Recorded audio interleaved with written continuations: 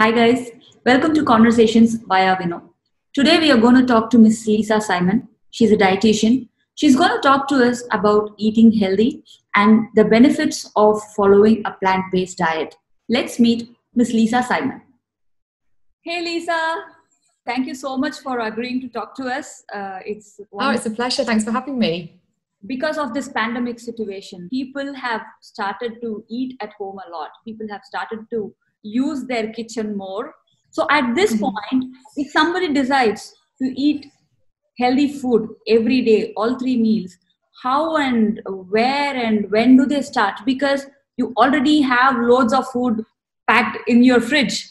Oh, well, it's difficult, isn't it? Because with food wastage, concerns, I'm not going to say, well, clear out everything out of your fridge, throw it away, don't eat it. So I think it's important to use what you have first, and then just be aware of the benefits of a more sustainable diet. And I mean, health and sustainable diets go hand in hand. And, because sustainable diets, plant-based diets, are the healthiest diets as well. And I think as dietitians, we're in a really, really, prime position to educate people on how their diet habits can, impact the environment and their health. So, and the British Dietetic Association actually says that, dietitians, we should be helping people to make their, diets more sustainable and improve their health. Being at home more in terms of helping the environment, what you're eating and how you're cooking. I think if you're, lucky enough to have access to food, a lot of people have rediscovered a love of cooking, I think, during lockdown. With plant-based diet, with sustainable diet, you can be more inventive with your cooking. And I've certainly found that, because there are so many things that you can use to flavour your foods, and you've got herbs and spices, and you can experiment in the kitchen. I think that's what a lot of people have been doing. I mean, you can't buy flour here anywhere. The amount of baking has gone through the roof. In terms of the environment as well, you're not relying on buying food from shops and with excess packaging and plastic, and people are using plates and their own cutlery and their own storage facilities. So I think it's really important that we continue to do that when lockdown is lifted as well, and just think about the effects that our habits are having on the environment, and maybe thinking about, I spend a couple of hours on the weekend batch cooking because time is a problem, isn't it? There are people who go to night shifts, and there are people who work for extended hours. So if somebody decides to, just have healthy food, is it possible in this modern world to just decide that and then follow that? Absolutely. But it's preparation is key with any healthy, lifestyle.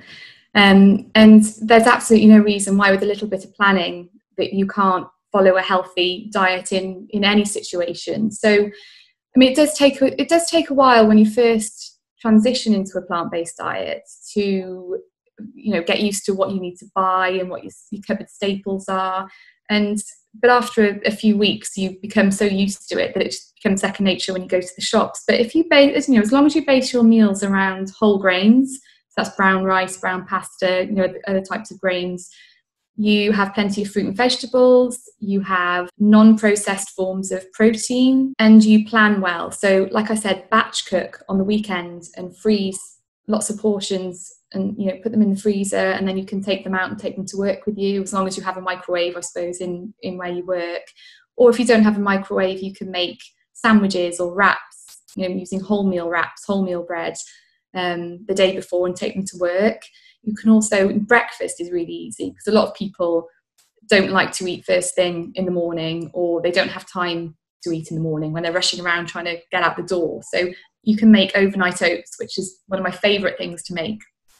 And you can make a big batch, I'll say on a Sunday night, and that can last you possibly up to Thursday. And all you need to do is take little containers into work with you, a banana to go on top. You've got a really healthy breakfast there. Once somebody starts having healthy food, what are the changes that you can see in your body? After how many weeks can we start seeing the change in our body? You have to combine a healthy diet with exercise. I think that's the main thing, because you can't have one without the other. So the first step is changing your diet, and actually when you start to feel healthier in yourself, you want to then exercise and keep that health kit going, and you're not relying on processed foods and really fatty, sugary, sugar sweetened foods.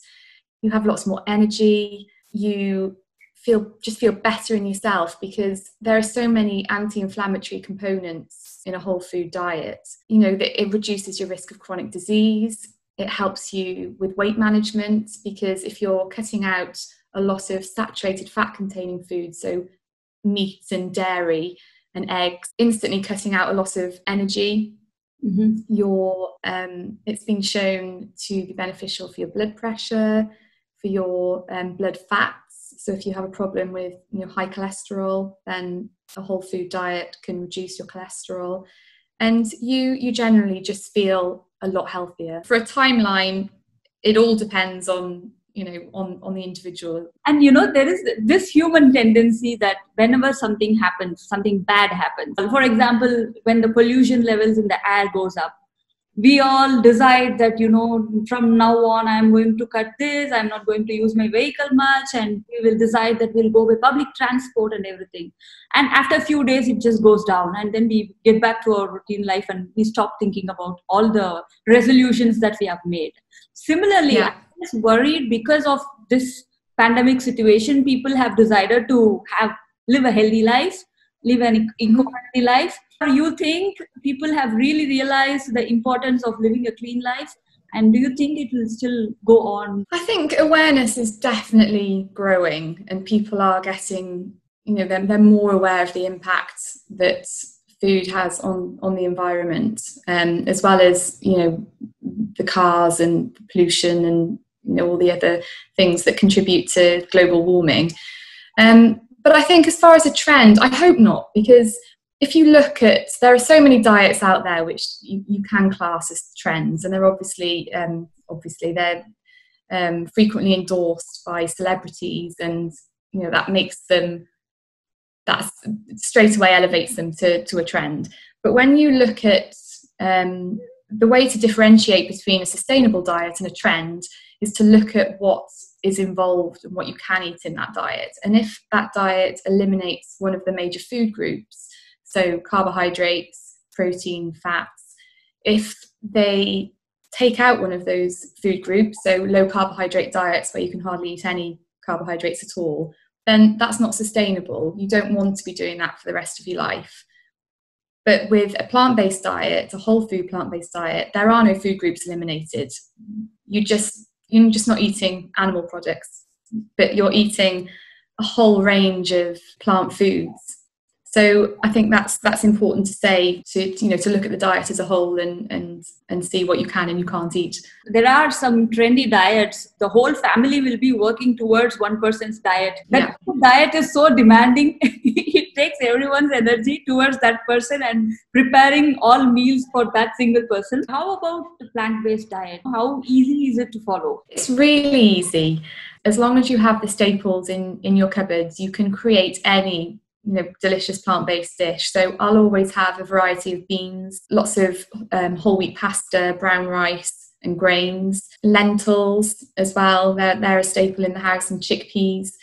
So you have all those in your cupboard, and then in your fridge, as long as you have a variety of different vegetables, you've got plenty of herbs and spices. So I always have things like turmeric and cumin, garam masala, so you can whip up either a curry or a stir fry or a chili. It's really easy to do at home. And I think eating out now is so much easier because pretty much everywhere you go caters for vegan diets.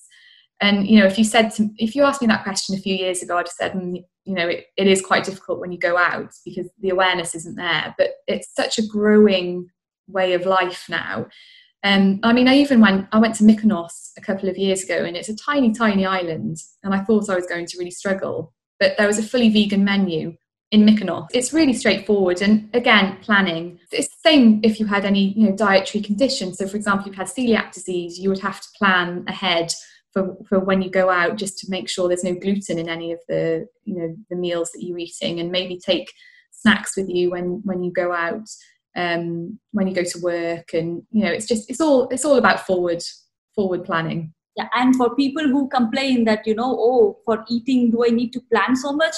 I would say your whole body functions with what you eat, and when you can plan so much about what you wear to work, what you wear to a party, something external, it's better to pay some attention and plan what you consume inside your body. And how important is it to respect what you have on your plate? It's really important. Actually, it's a really important point, because there's two parts to that. And I think the first part encompasses the whole ethos of the ethical side of plant-based sustainable diets, because you're choosing not to eat animals because you respect and you love animals and you don't want to see them on your plate. So that's the one side of it. And the second side is respecting what's on your plate, respecting where the food comes from, appreciating the fact that you are able to access this food.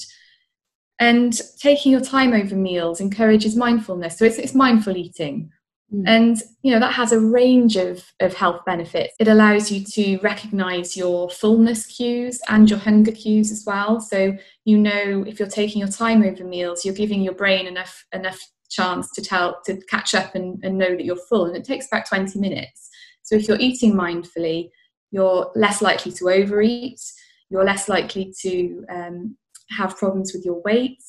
You are less likely to have gastrointestinal problems that occur when you're shoveling your food in. You get reflux, heartburn. You have irritable bowel syndrome as well. You're gulping down lots of air if you're eating really quickly, and that can cause excess wind and bloating. So respecting what's on your plate encourages you to be mindful, and I think that's really important. Be grateful that we are blessed with food in our plate. There are really, really, really grateful. Yeah. Thank you so much, Lisa. It was wonderful talking to you. Thanks for giving us this time. Thank you.